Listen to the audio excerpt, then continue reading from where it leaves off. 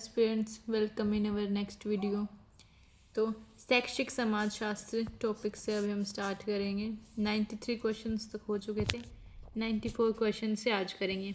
आज ये पूरा सेकंड चैप्टर हम कंप्लीट कर देंगे सारे क्वेश्चंस इसके। कल से फिर नेक्स्ट चैप्टर स्टार्ट करेंगे। 94 क्वेश्चन देखते हैं। शास्त्रीय दृष्टिकोण में शिक्षा के समाजशास्त्र ने किस पर ध्यान केंद्रित किया गया है? तो शास्त्रीय दृष्टिकोण जो है उसमें शिक्षा के समाजशास्त्र ने, जो शिक्षा के जो समाजशास्त्र है, ने किस पर ध्यान केंद्रित किया है? वर्ग संघर्ष समाधान पर, या सापेक्षता का सामाजिक निर्माण पर, राजनीतिक आज़ादी पर, या फिर संसाधनों और सामाजिक नेटवर्क पर? आपको क्या लगता है कौन सा हो सकता है? सोचिए। तो वर्ग संघर्ष समाधान पर ध्यान केंद्रित किया था। अगला क्वेश्चन, शैक्षणिक संस्थाओं में शामिल समाजशास्त्रीय प्रक्रियाओं के विश्लेषण को निम्न में से किस रूप में जाना जा सकता है? शैक्षिक नरविज्ञान, सांस्कृतिक नरविज्ञान, शिक्षा का समाजशास्त्र, शिक्षा की राजनीति। तो किस रूप में जाना जा सकता है बताइए? शिक्षा का समाजशास्त्र। अगला क्वेश्चन, समाज मानव व्यवहार के नियंत्रण और स्वाधीनता के कई समूहों और भागों के उपयोग और प्रक्रिया प्राधिकरण और पारस्परिक सहायता की एक व्यवस्था है। इसे किसने परिभाषित किया है? तो ये जो है ये किसने बताया है? ये किसने बताया देखते हैं। टैलकॉट, पार्सन्स, या मॉरिस गिन्सबर्ग, या मैकाइवर और पेज, या फिर C.H. कूले। तो ये मैकाइवर और पेज ने परिभाषित किया है।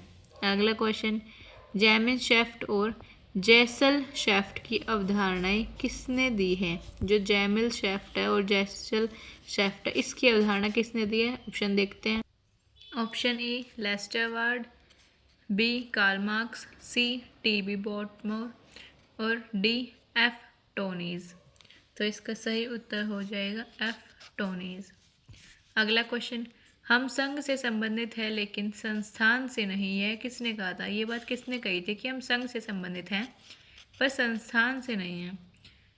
W.G. स्मिनेर, A.W. Green, R.M. मैसीवर, या फिर इलियट और मैरिल? किसके द्वारा कहा गया था? ये कहा गया था R.L. मैसीवर के। 99 क्वेश्चन, स्थिति और भूमिका, भूमिका सेट, स्थिति सेट और स्थिति अनुक्रम की 3 अवधारणाएं किसने दी थी? ये तीनों अवधारणाएं किसने दी थी? लिंटन ने, मर्टन ने, फेयरचाइल्ड ने, या फिर मैसीवर ने?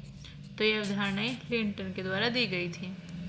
अगला क्वेश्चन, बोर्स्टल विद्यालय निम्नलिखित से किससे जुड़ा हुआ है?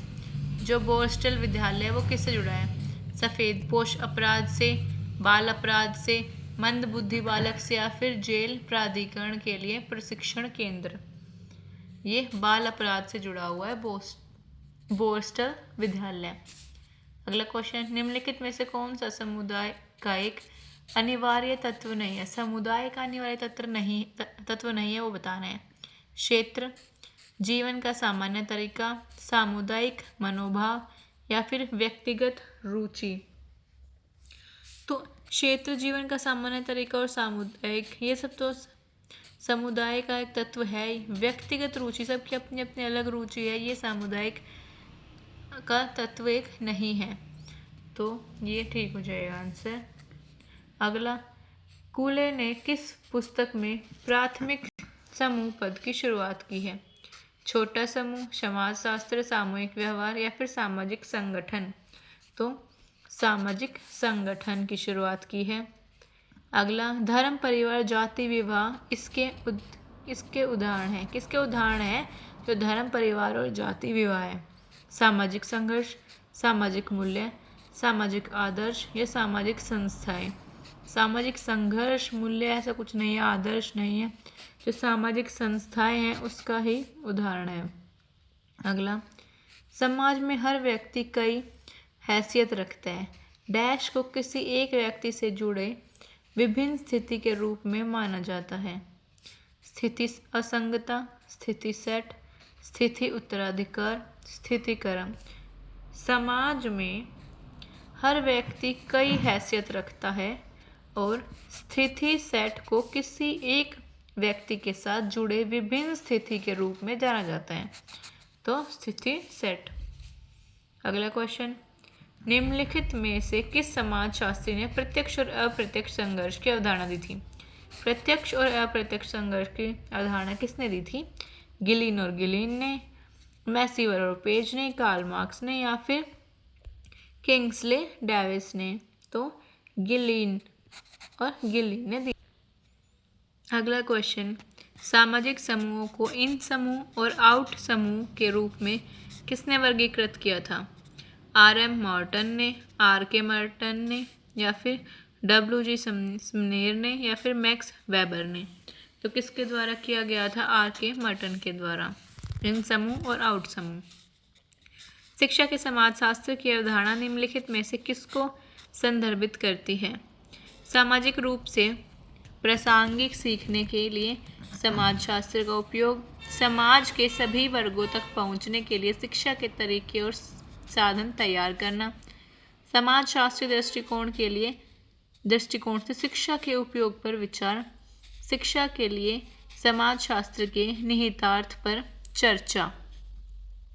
तो कौन सा आपको लगता है कौन सही हो सकता है? ये वाला ठीक है कि समाजशास्त्रीय दृष्टिकोण से शिक्षा के उपयोग पर विचार। अगला देखते हैं, निम्नलिखित में से कौन सामाजिक परिवर्तन के लिए शिक्षा में बाधक नहीं हो सकता है? जो सामाजिक परिवर्तन है उसमें शिक्षा में कौन सा बाधक नहीं होगा? जाति और जातीयता, भाषा, क्षेत्रवाद और धर्म या फिर वैज्ञानिक दृष्टिकोण? यही ठीक है, वैज्ञानिक दृष्टिकोण, क्योंकि जाति, भाषा और धर्म ये सभी क्षेत्रवाद धर्म ये शिक्षा में बाधक हो सकते हैं, बट जो वैज्ञानिक दृष्टिकोण है वो नहीं। निम्नलिखित में से कौन से कारक सामाजिक परिवर्तन का प्रतिरोध करते हैं? सांस्कृतिक जड़ता, नवीन चीज़ों का भय, वैज्ञानिक आविष्कार, भौतिक प्रवेश, पृथक्करण का स्तर? तो कौन सा लगता है आपको इनमें से कौन से ठीक हैं? बताइए। सांस्कृतिक जड़ता बिल्कुल ठीक है, नवीन चीज़ों का भय ठीक है, वैज्ञानिक आविष्कार नहीं, भौतिक परिवेश नहीं और पृथक्करण का स्तर हाँ। तो ए, बी और ई ऑप्शन बिल्कुल ठीक है, ए, बी और ई, सी वाला ऑप्शन हमारा ठीक हो जाएगा। सांस्कृतिक मानकों के एक संयोगशील समुच्चय के संबंध में प्रकार्यवादी जिस प्रकार समाज को सामूहिक सहमति से बाध्य मानते हैं, उसकी जगह शक्ति को समाज की केंद्रीय विशेषता मानना, यह कथन निम्नलिखित में से किस सिद्धांत की ओर इंगित करता है? तो सांस्कृतिक मानकों के एक संयोगशील समुच्चय के संबंध में जो सांस्कृतिक मानक हैं उसके संयोगशील जो समुच्चय उसके संबंध में प्रकृतिवादी जिस प्रकार समाज से सामूहिक सहमति से बाध्य मानते हैं, इसकी जगह शक्ति को समाज की केंद्रीय विशेषता मानना। तो किससे संबंधित है? सामाजिक संचलन सिद्धांत, संघर्ष सिद्धांत, नवीन सामाजिक संचलन सिद्धांत या फिर राजनीतिक प्रक्रिया सिद्धांत? तो संघर्ष सिद्धांत संबंधित है। समाज में स्तरीकरण आधारित है शक्ति, संपत्ति और प्रतिष्ठा पर, संस्कृत, जाति और वेग पर, शिक्षा, आय, सशक्तिकरण पर, प्रेरणा, गतिशीलता और भौतिक संपत्ति पर। तो समाज में स्तरीकरण आधारित है शक्ति, संपत्ति और प्रतिष्ठा पर। अगला क्वेश्चन, किसी समाजवादी अर्थव्यवस्था में शिक्षा के ध्येय, पाठ्य चर्चा और शिक्षा विधियाँ निर्धारित होती हैं बाजार कल्याण से, बाजार की शक्तियों से, लोकतांत्रिक आदर्शों, धर्मनिरपेक्षता, आधुनिकीकरण से, सामाजिक सुधारों और राष्ट्रीय विकास से या निजी हितधारकों की आकांक्षाओं से। तो किससे शिक्षण विधियाँ निर्धारित होती हैं? तो बताइए किससे होती है? समाज कल्याण से, लोकतांत्रिक आदर्शों, धर्मनिरपेक्षता, आधुनिकीकरण से, बिल्कुल ठीक है, और सामूहिक सुधारकों और राष्ट्रीय विकास से। इनसे होता है। निजी हितधारकों की अपेक्षा से नहीं, आकांक्षाओं से नहीं होता, और बाजार की शक्तियों से भी नहीं। तो ए, सी और डी, बी ऑप्शन बिल्कुल ठीक हो जाएगा। अगला, सामाजिक स्तरीकरण का सार। जो सामाजिक स्तरीकरण का सार है, सामाजिक समायोजन, सामाजिक एकता, सामाजिक विघटन या फिर सामाजिक असमानता। सामाजिक स्तरीकरण का सार है सामाजिक असमानता। सोशियोलॉजिकल इमेजिनेशन पद किसने दिया? जो सोशियोलॉजिकल इमेजिनेशन पद है ये किसने दिया था? गिडेंस ने, या फिर माइकल यंग ने, निकोलस सर्कोली ने, या फिर राइट मिल्स ने। किसके द्वारा दिया गया था? ये राइट मिल्स के द्वारा। डिस्कुलिंग सोसाइटी के लेखक, ये एक बुक है डिस्कुलिंग सोसाइटी, इसके लेखक कौन है? इवाइन इलिच, या फिर जेरोम के ब्रूनर, या फिर डेविल हार्टले, रॉबर्ट शेरमैन। तो कौन है इसके? इवाइन इलिच। अगला, हमारी पहचान या स्वयं की भावना किस समाजशास्त्रीय सिद्धांत से आकार लेती है? सामाजिक अंतःक्रियावाद, प्रतीकात्मक अंतःक्रियावाद, या फिर संरचनात्मक कार्यात्मकता, या इनमें से कोई भी नहीं। तो प्रतीकात्मक अंतःक्रियावाद। संरचनात्मक प्रकार्यवाद निम्नलिखित में से किस अवधारणा पर केंद्रित करता है? जो संरचनात्मक प्रक्रियावाद है ये किस अवधारणा पर केंद्रित करता है? संस्था समाज में के कामकाज में एक महत्वपूर्ण भूमिका निभाती है। समाज को आकार देने के लिए सामाजिक धारकों पर आधारित सामाजिक संस्था, समाज की स्थिरता के लिए प्रत्येक भाग की व्याख्या, या फिर सारे के सारे जो सभी है उपयुक्त सभी। तो सभी के सभी ठीक है, उपयुक्त सभी। अगला क्वेश्चन, क्षमा मांगना, परिस्थितियों को टालना या अनदेखा करना और समस्या का समाधान करना किससे संबंधित है?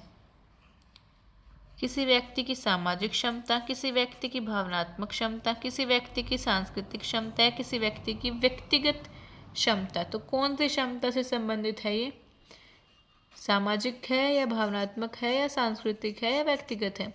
तो क्षमा मांगना या फिर परिस्थितियों को टालना, अनदेखा करना या समस्या का समाधान, मतलब ये क्षमा मांग रहे तो हम किसी और से क्षमा मांग रहे हैं, दूसरा मेंबर भी आ रहे हैं, तो ये एक सामाजिक क्षमता है किसी व्यक्ति की। अगला क्वेश्चन, मैरियन लेवी के अनुसार समाज के गठन के रूप में माने जाने वाले किसी भी समूह के समक्ष पूरा किए जाने वाले मानदंड हैं। समूह व्यक्ति के जीवन काल से अधिक समय तक मौजूद होना चाहिए। समूह को कम से कम आंशिक रूप से यौन प्रजनन के माध्यम से अपने नए सदस्यों की भर्ती करनी चाहिए। समूह को एक सामान्य जटिल कार्य की सामान्य प्रणाली के प्रति निष्ठा के लिए एकजुट होना चाहिए। तो कौन से ठीक लगते हैं आपको बताइए? ये तीनों के तीनों बिल्कुल ही ठीक है। जो तीनों जिसमें होंगे वही ऑप्शन होगा, ऑप्शन डी, ये बिल्कुल ठीक है। यहाँ पे आज हमारा चैप्टर ख़त्म होता है। अगली वीडियो से हम नेक्स्ट चैप्टर करेंगे। Thank you. चैनल को सब्सक्राइब कीजिए, शेयर कीजिए। अगली वीडियो में मिलते हैं।